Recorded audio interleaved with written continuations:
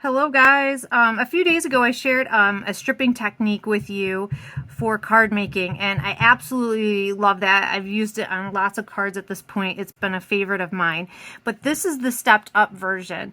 This is called Bargello. It's actually a quilting technique that's been adapted to card making, and it looks really hard, but I promise you it's really simple.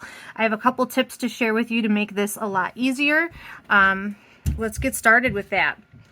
So in my last video, I showed you guys how to glue these strips down. This part is exactly the same, but one of the things I wanted to say with you on this, if you're going to go this step, it's really important that you make sure you're gluing a solid line all the way across your card. You can't skip across like with little dots, because if you do, your Bargello will fall apart. So let me kind of show you. When you do your line, you want it to be a solid line across your paper. Can you guys see that? And it makes a difference on this completely. And you want to go ahead and then put your layer strip in it, because we're going to cut this apart again, and we don't want it to fall apart. You don't want a ton of glue. That's not what I'm saying. You just don't want any one section of your paper not to have glue on it, because that'll be the piece that falls off. I love the look of the white between, so I'm going to continue with that.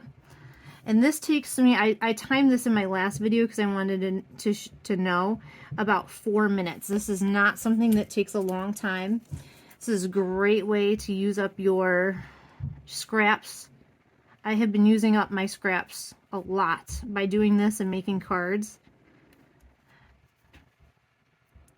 One thing I don't think I said in my other video is you want to make sure you are alternating, not alternating, but switching it up. I've noticed I got 3 really big honking things. I want to make sure I find a skinny one, because if you do it the other way, you're going to end up with this look of too uniform. You want it to be look like kind of random.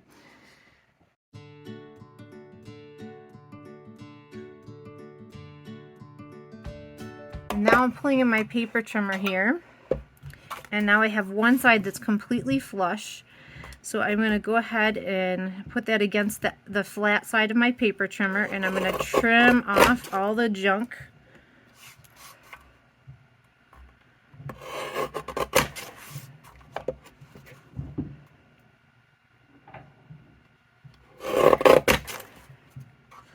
Okay, so we can clean up all of this. This is just now confetti. If you want to be popular with your friends, you can stick that in the cards and send it to them. They love that. I'm just kidding. Don't do that. Now, this is the exact same product that we made in the first video. All the steps are exactly the same. This is where it starts to get a little different. Now we're going to come back in here and we're going to trim this piece. You probably want to make sure it is dry. I'm just kind of checking. I think it is. And when you do this, you are going to end up with these little strips that look like, you can see that? Is that focusing? There you go. Like so. Now when you cut this, you want all your strips to be different. So you want big ones, little ones, fat ones, skinny ones. You do not need to keep them in order. Now we just have all of these strips. So now I'm going to bring in my A2 card base. And what we're going to start doing is gluing these down. And there is a little bit of a method to the madness. This one might be a little easier to put your glue on the back of the strips.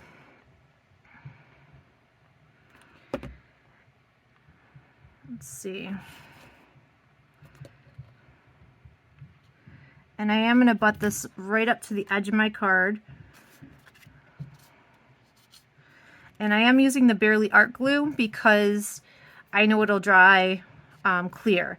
Now look, so that little line there will disappear. Now this bottom part here, let me show you my original again. I am going to cover up with a blue strip of cardstock. I know that I cannot make these. They're not long enough to go the whole width of the card. So I need to have a piece here. So I'm just, as long as they come pretty close to the end here, I should be okay. So now here's how this is done, or this is how a Bargello works. A Bargello is they take another strip. Let's find one that's a different width though. So we have another strip. See how it would line, that's how it was before we cut it. And now we're going to shift it. You can shift it down, you can shift it up, you can shift it any way you want. You're just shifting it. So I'm going to go ahead and put down a line of glue with my Barely Art glue because this one is so thin. I'll use my fine tip. And I think I'm going to shift this one down just a little. Now the other thing I found, and this is not a rule, this is just my preference, is I don't like to shift them real far. I like to shift them kind of where the line kind of makes a wave. That's how I went about this so much. So see how, for example, these 3 navy pieces, if I shift it way up, I think that's too much. It looks more like a mosaic than a wave. And because I'm kind of using a wave as the theme, I don't want to do that. So that's just my personal preference. You know, you do you. Show me what you did. I would love to see it. So again, I'm just putting another line of glue down. Not thinking too hard here. I'm going to shift it down again. So you can go down 2, up 1. The pattern is completely up to you. Okay, let's find another one.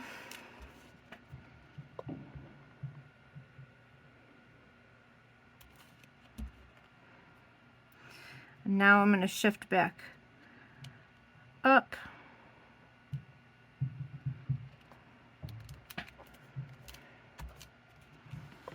Another line of glue. And I'm kind of trying to pick the strips at random, but I am trying to make sure they're different. I'm going to go back down. Just different thicknesses because I don't want them to look the same. That's all. That's, again, a personal preference. Let's see.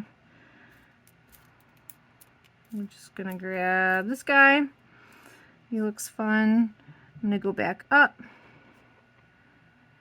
Trying to make this as random as possible. I'm not thinking real hard about up, down. Just what looks good to my eye as I'm laying it out.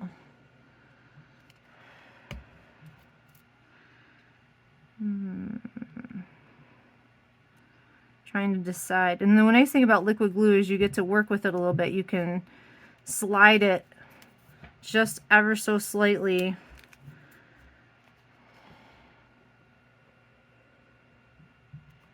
Let's do this real narrow guy. Whoop. I find it helps if you make sound effects as you glue it down. The whoop helps.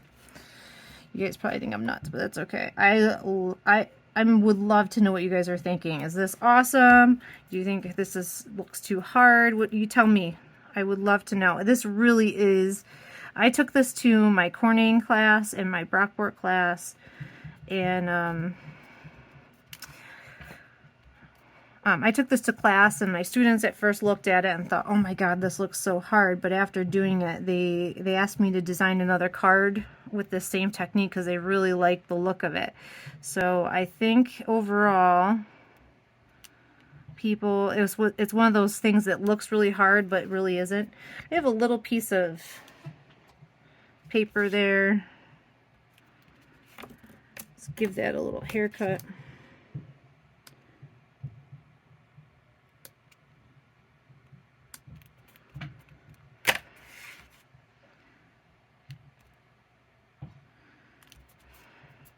And don't worry about keeping your white gaps all the same or different. Now I've noticed I've kind of got myself in a pattern. I'm tending to be going up, down, up, down. I don't want to do that. So I'm definitely going to make sure that I don't do that again here. So let's break this pattern. Let's continue to go up. We are creatures of habit. We like pattern and we fall into those things. So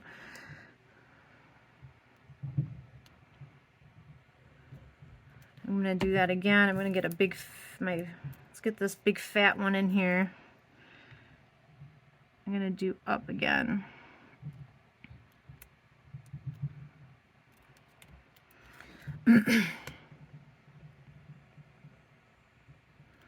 All right, now I'm going to get a little one because it'll look really little next to that one. And let's go down this time.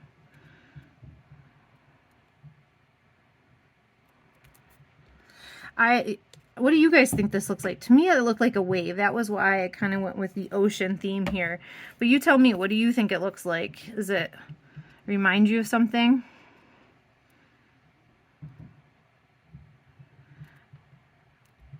I wish you guys could talk to me when I was doing these.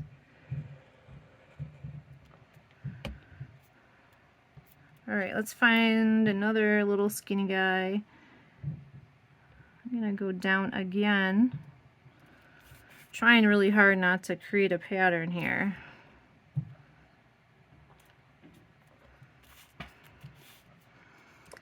All right, so let's do up again.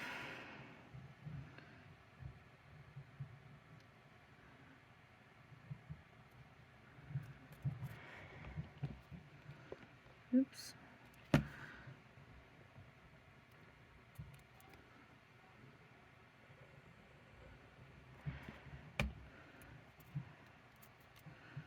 Let's see, I've got this medium one.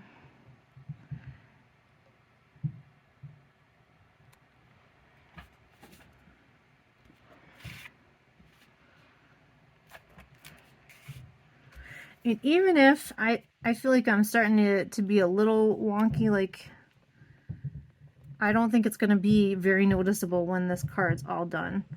So I think it's going to be just fine. So if you notice your pattern, your strips are getting off just a little bit, it's not a big deal. Just keep going. I guess I can't promise it's going to be okay, but I'm pretty sure it'll be okay. I'm going to do this real little guy because I just think he's cute and I want to make sure he gets on the card. Gonna get a little white space in there.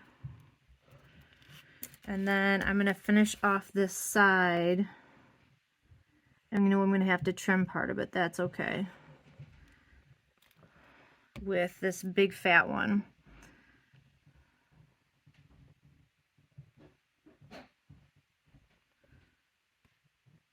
Just make sure I'm leaving a little bit of white and I'll trim that off.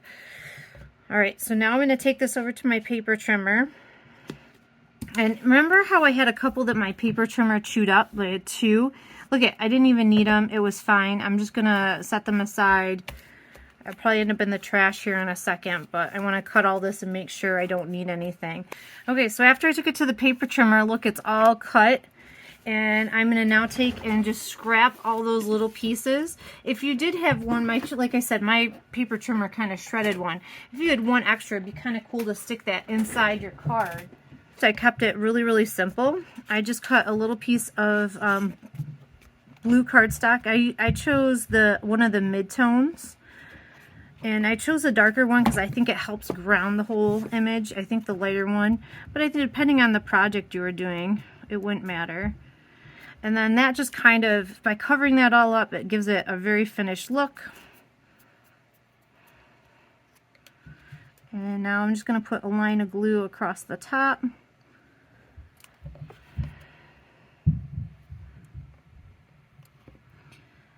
And put on a little bit of the silver foil cardstock. I just think it kind of, you know, it's kind of like your equivalent of a gem. And the last thing is, I'm finishing this off with a sentiment from Technique Junkies. They have had a great summer release, and that's all about summer and waves. And I just couldn't resist. It's my favorite time of year and favorite type of card to make. So I picked up some of the sentiments. And this one here says, "Happiness comes in waves." And I just thought this fit this perfectly. So there you go. That is the stepped up version of the card that I made a week ago, which is here. I encourage you to check out that video. So same technique, but totally different looks. So isn't that really cool? Awesome. Well, tell me what you think. I'd love to hear from you. I hope you guys give this a try, and happy crafting, friends. Bye.